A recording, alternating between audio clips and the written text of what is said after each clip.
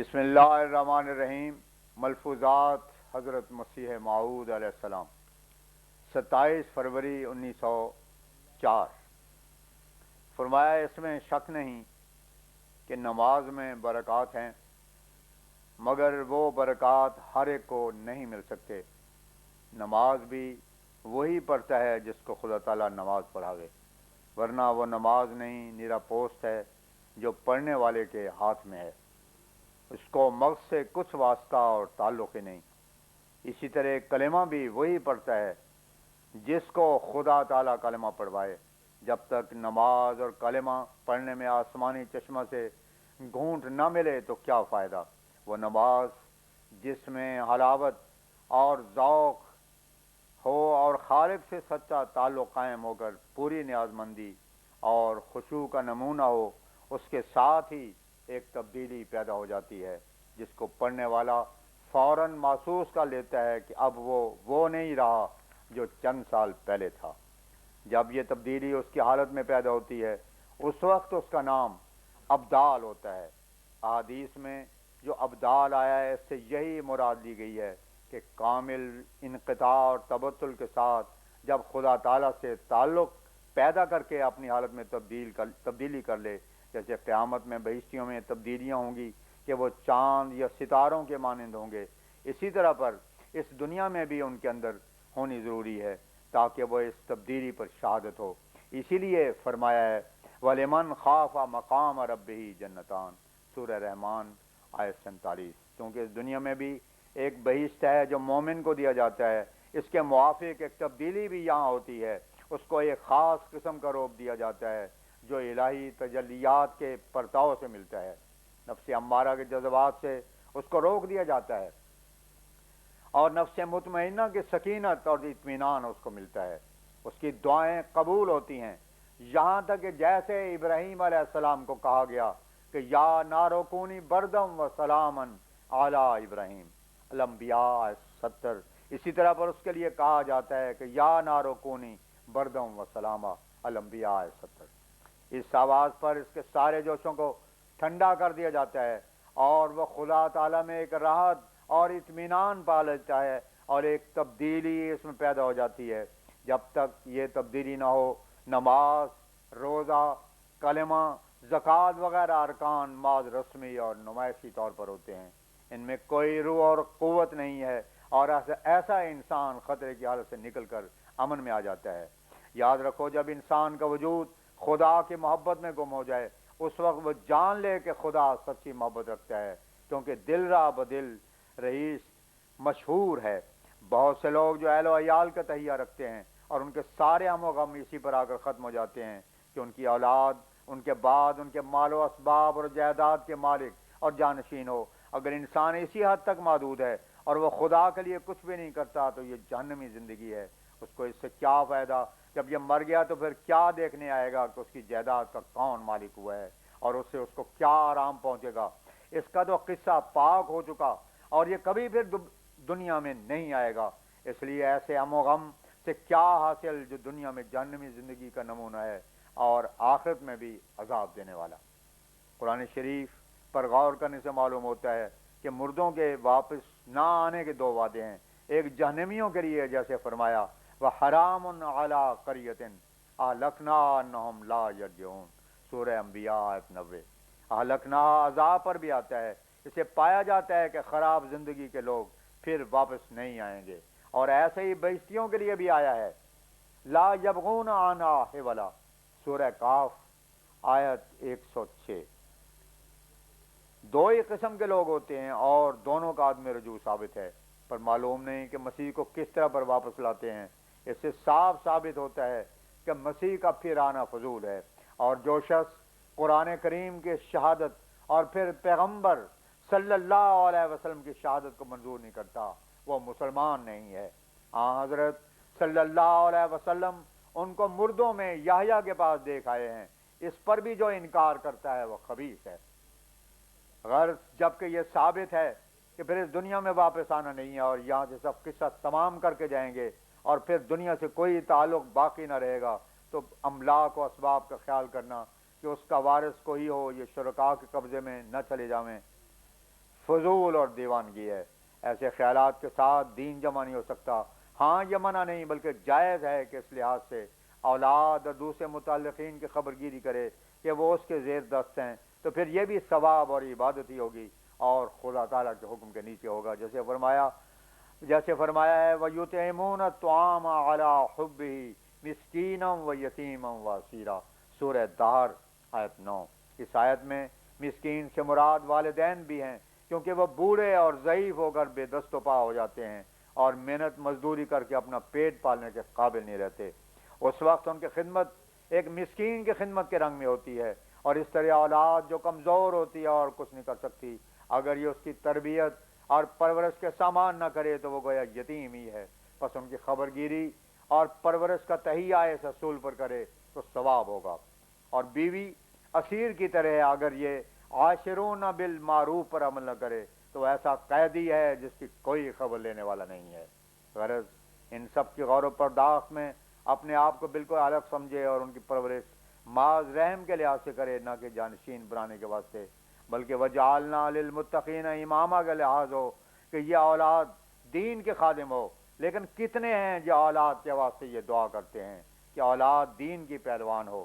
بہت ہی تھوڑے ہوں گے جو ایسا کرتے ہیں۔ اکثر تو ایسے ہیں کہ وہ بالکل بے خبر ہیں کہ وہ کیوں اولاد کے لیے کوششیں کرتے ہیں، اور اکثر ہیں جو معاذ جانشین بنانے کے واسطے اور کوئی غرض ہوتی نہیں، صرف یہ خواہش ہوتی ہے کہ کوئی شریک یا غیر ان کی جائیداد کا مالک نہ بن جاوے۔ مگر یاد رکھو کہ اس طرح پر دین بالکل برباد ہو جاتا ہے۔ غرض اولاد کے واسطے سے یہ خواہش ہو کہ وہ دین کے خادم ہو، اسی طرح بیوی کرے تاکہ اسے کثرت سے اولاد پیدا ہو اور وہ اولاد دین کی سچی خدمت گزار ہو اور نیک جذبات نفس سے محفوظ رہے۔ اس کے سوا جس قدر خیالات ہیں وہ خراب ہیں۔ رحم اور تقوی مد نظر ہو تو بعض باتیں جائز ہو جاتی ہیں۔ اس صورت میں اگر مال بھی چھوڑتا ہے اور جائیداد بھی اولاد کے واسطے چھوڑتا ہے تو ثواب ملتا ہے، لیکن اگر صرف جانشین بنانے کا خیال ہے اور اس نیت سے سب ہم و غم رکھتا ہے تو پھر گناہ ہے۔ اس قسم کے قصور اور کسریں ہوتی ہیں جن سے تاریکی میں ایمان رہتا ہے، لیکن جب ہر حرکت و سکون خدا ہی کے لیے ہو جاوے تو ایمان روشن ہو جاتا ہے۔ اور یہی غرض ہر مسلمان مومن کی ہونی چاہیے کہ ہر کام میں اس کے خدا ہی مد نظر ہو، کھانے پینے، عمارت بنانے، دوست دشمن کے معاملات، غرض ہر کام میں خدا تعالی ملحوظ ہو تو سب کاروبار عبادت ہو جاتا ہے۔ لیکن جب مقصود متفرق ہوں پھر وہ شرک کہلاتا ہے۔ مگر مومن دیکھے کہ خدا تعالیٰ کی طرف نظر ہے یا اور قصد ہے، اگر اور طرف ہے تو سمجھے دور ہو گیا ہے۔ شاید نزدیک و دور انداختہ، بات مختصر ہوتی ہے مگر اپنی بدقسمتی سے لمبی بنا کر معروم ہو جاتا ہے۔ خدا تعالیٰ کی طرف تبتل کرنا اور اس کو مقصود بنانا اہل و عیال کی خدمت اسی لحاظ سے کرنا کہ وہ امانت ہے۔ اس طرح پر دین محفوظ رہتا ہے کیونکہ اس میں خدا کی رضا مقصود ہوتی ہے۔ لیکن جب دنیا کے رنگ میں ہو اور غرض وارث بنانا ہو تو اس طرح پر خدا کے غضب کے نیچے آ جاتا ہے۔ اولاد تو نیکوکاروں اور معموروں کی بھی ہوتی ہے۔ ابراہیم علیہ السلام کی اولاد بھی دیکھو کس قدر کثرت سے ہوئی کہ کوئی گن نہیں سکتا، مگر کوئی نہیں کہہ سکتا کہ ان کا خیال اور طرف تھا، بلکہ ہر حال میں خدا کی طرف رجوع تھا۔ اصل اسلام اسی کے نام ہے جو ابراہیم کو بھی کہا کہ اسلم، جب ایسے رنگ میں ہو جاوے تو وہ شیطان اور جذبات نفس سے الگ ہو جاتا ہے، یہاں تک کہ وہ خدا کے راہ میں جان تک دینے میں بھی دریغ نہ کرے۔ اگر جان ساری سے دریغ کرتا ہے تو خوب جان لے کہ وہ سچا مسلم نہیں ہے۔ خدا تعالیٰ چاہتا ہے کہ بے حد اطاعت ہو اور پورے عبودیت کا نمونہ دکھاوے، یہاں تک کہ آخری امانت جان بھی دے دے۔ اگر بخل کرتا ہے تو پھر سچا مومن اور مسلم کیسے ٹھہر سکتا ہے؟ لیکن اگر وہ جان بازی کرنے والا ہے تو پھر خدا تعالیٰ کو بڑے ہی پیارا اور محبوب ہے، وہ اللہ تعالیٰ کی رضا پر راضی ہو جاتا ہے۔ صحابہ نے یہی کیا، انہوں نے اپنی جان کی پرواہ نہ کی اور اپنے خون بہا دیے۔ شہید بھی وہی ہوتا ہے جو جان دینے کا قصد کرتا ہے، اگر یہ نہیں تو پھر کچھ نہیں۔ یہ چند کلمے ناگہانی آفات سے بچنے اور سچا مسلم بننے کے لیے ہیں، اور اگر انسان ان پر عمل کرے تو طاعون سے بچانے کا یہ بھی ایک ذریعہ ہے۔ یاد رکھو خیر الہی کو کوئی روک نہیں سکتا، وہ سخت چیز ہے۔ خبیث قوموں پر جب نازل ہوا ہے تو وہ تباہ ہو گئی ہیں۔ اس قہر سے ہمیشہ کامل ایمان بچا سکتا ہے، ناقص ایمان بچا نہیں سکتا۔ بلکہ کامل ایمان ہو تو دعائیں بھی قبول ہوتی ہیں۔ ناقص ایمان بچا نہیں سکتا، بلکہ کامل ایمان ہو تو دعائیں بھی قبول ہوتی ہیں۔ اور ادعونی استجیب لکم خدا تعالیٰ کا وعدہ ہے جو خلاف نہیں کرتا، کیونکہ ان اللہ لا یحب المیعاد، ان اللہ لا یخلف المیعاد، آل عمران آیت 10۔ اس کا فرمان ہے پس ایسے وقت میں کہ آفت نازل ہو رہی ہے، ایک تو یہ چاہیے کہ دعائیں کرتے رہے، اور دوسرے صغائر کبائر سے جہاں تک ممکن ہو بچتے رہیں، تدبیروں اور دعاؤں میں لگے رہیں۔ گناہ کا زہر بڑا خطرناک ہے، اس کا مزہ اسی دنیا میں چکھنا پڑتا ہے۔ گناہ دو طرح پر ہوتے ہیں، ایک گناہ غفلت سے ہوتے ہیں جو شباب میں ہو جاتے ہیں، دوسرے بیداری کے وقت میں ہوتے ہیں جب انسان پختہ عمر کا ہو جاتا ہے۔ ایسے وقت میں جب گناہوں سے راضی نہیں ہوگا اور ہر وقت استغاثہ کرتا رہے گا تو اللہ تعالیٰ اس پر سکینت نازل کرے گا اور گناہوں سے بچائے گا۔ گناہوں سے پاک ہونے کے واسطے بھی اللہ تعالیٰ ہی کا فضل درکار ہے۔ جب اللہ تعالیٰ اس کے رجوع اور توبہ کو دیکھتا ہے تو اس کے دل میں غیب سے ایک بات پڑ جاتی ہے اور وہ گناہ سے نفرت کرنے لگتا ہے، اور اس حالت کے پیدا ہونے کے لیے حقیقی مجاہدہ کی ضرورت ہے۔ والذین جاہدوا فینا لنہدینہم سبلنا، العنکبوت آیت 70۔ جو مانگتا ہے اس کو ضرور دیا جاتا ہے۔ اس لیے میں کہتا ہوں کہ دعا جیسی کوئی چیز نہیں۔ دنیا میں دیکھو کہ بعض خرگداہ ایسے ہوتے ہیں کہ وہ ہر روز سوڈ ڈالتے رہتے ہیں، ان کو آخر کچھ نہ کچھ دینا ہی پڑتا ہے، اور اللہ تعالیٰ تو قادر اور کریم ہے، جب یہ اڑ کر دعا کرتا ہے تو پا لیتا ہے۔ کیا خدا انسان جیسا بھی نہیں؟ یہ قاعدہ یاد رکھو کہ جب دعا سے باز نہیں آتا اور اس میں لگا رہتا ہے تو آخر دعا قبول ہو جاتی ہے۔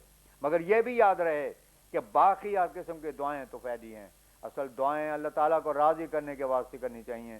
باقی دعائیں خود بخود قبول ہو جائیں گی، کیونکہ گناہ کے دور ہونے سے برکات آتی ہیں۔ یوں دعا قبول نہیں ہوتی جو نری دنیا ہی کے واسطے ہو۔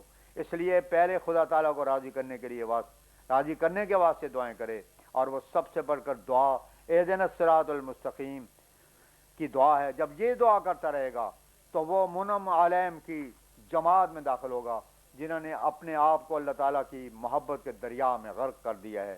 ان لوگوں کے زمرے میں جو منقطعین ہیں داخل ہو کر یہ وہ انعامات الہی حاصل کرے گا جیسی عادت اللہ ان سے جاری ہے۔ یہ کبھی کسی نے نہیں سنا ہوگا کہ اللہ تعالیٰ اپنے ایک راست باز متقی کو رزق کی مار دے، بلکہ وہ تو 7 پشت تک بھی رحم کرتا ہے۔ قرآن شریف میں خضر و موسیٰ کا قصہ درج ہے کہ انہوں نے ایک خزانہ نکالا اور اس کے بابت کہا گیا کہ ابوہما صالحا، سورہ کاف آیت 83۔ اس آیت میں ان کے والدین کا تو ذکر ہے، لیکن یہ ذکر نہیں کہ وہ لڑکے خود کہتے تھے۔ باپ کے طفیل سے اس خزانے کو محفوظ رکھا تھا، اس لیے ان پر رحم کیا گیا۔ لڑکوں کا ذکر نہیں کیا بلکہ ستاری سے کام لیا ہے۔ تورات اور ساری آسمانی کتابوں میں پایا جاتا ہے کہ خدا تعالیٰ متقی کو ضائع نہیں کرتا۔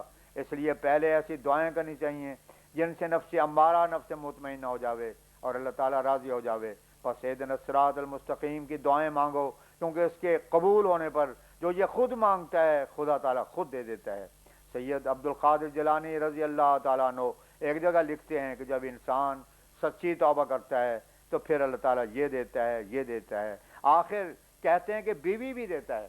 معلوم ہوتا ہے کہ یہ سب واقعات وہ اپنے بیان کرتے ہیں، اور یہ ہے بالکل سچ کہ خدا تعالیٰ خود متعہد ہو جاتا ہے۔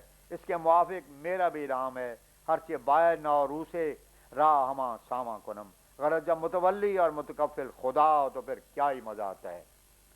استفسارات اور ان کے جوابات۔ پہلا سوال، یا شیخ عبد القادر جیلانی شین للہ پڑھنا جائز ہے یا نہیں؟ جواب، ہرگز نہیں، یہ توحید کے خلاف ہے۔ سوال نمبر 2، جبکہ غائب اور حاضر دونوں کو خطاب کر لیتے ہیں تو پھر اس میں کیا حرج ہے؟ جواب، دیکھو بٹالے میں لوگ زندہ موجود ہیں، اگر ان کو یہاں سے آواز دو تو کیا وہ جواب دیتا ہے؟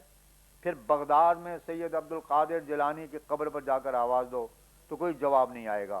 خدا تعالیٰ تو جواب دیتا ہے، جیسے کہ فرمایا ادعونی استجیب لکم، سورہ مومن آیت 61۔ مگر قبر والوں میں سے کون جواب دیتا ہے؟ پھر کیوں ایسا فعل کرے جو توحید کے خلاف ہے؟ سوال نمبر 3، جبکہ یہ لوگ زندہ ہیں پھر ان کو مردہ تو نہیں کہہ سکتے؟ جواب، زندگی ایک الگ امر ہے، اس سے یہ لازم نہیں آتا کہ ہماری آواز بھی سن لیں۔ یہ ہم مانتے ہیں کہ یہ لوگ خدا کے نزدیک زندہ ہیں، مگر ہم نہیں مان سکتے کہ ان کو سما کی قوت بھی ہے۔ حاضر ناظر ہونا ایک الگ صفت ہے جو خدا ہی کو حاصل ہے۔ دیکھو ہم بھی زندہ ہیں مگر لاہور یا امرتسر کی آوازیں نہیں سن سکتے۔ خدا تعالیٰ کے شہید اور اولیاء اللہ بے شک خدا کے نزدیک زندہ ہوتے ہیں مگر ان کو حاضر ناظر نہیں کہہ سکتے۔ دعاؤں کو سننے والا اور قدرت رکھنے والا خدا ہی ہے، اس کو یقین کرنا یہی اسلام ہے۔ جو اس کو چھوڑتا ہے وہ اسلام کو چھوڑتا ہے۔